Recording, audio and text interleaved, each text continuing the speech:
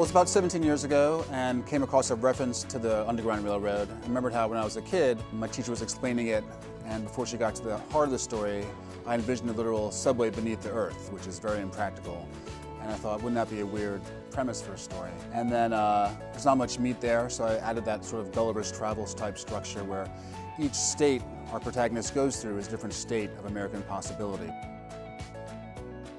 I don't like leaving the house, and so luckily in this age of the internet I can go to a lot of electronic archives, and of course a lot of slave narratives are in the public domain. I went back and reread some of the big ones like Frederick Douglass's and Harriet Jacobs.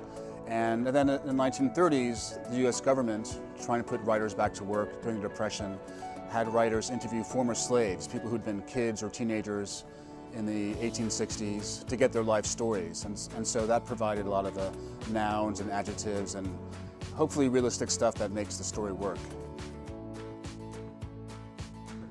Well, there's a fantasy element to the book. Once, the tip-off is that there's a literal Underground Railroad, so you're not dealing with reality.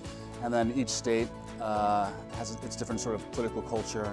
And so I'm not writing a historical novel. I'm writing a novel that deviates from what actually happened to get to a larger idea of Americanness. And so my idea was that I wouldn't stick to the facts, but I would stick to the truth. By moving historical episodes around and putting them in conversation with each other, I can get to a larger story about America than a strictly linear story about a slave running away. And I had a string of male narrators in a row, and so part of me says mix it up.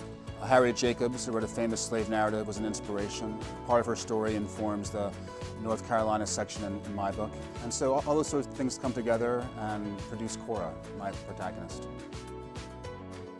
Usually I'm just in my house, surrounded by garbage in my dirty office and my broken dreams. And then I can't really say that anymore because so many good things have happened. So, to really connect with people. So I'm just really in a good mood most of the time.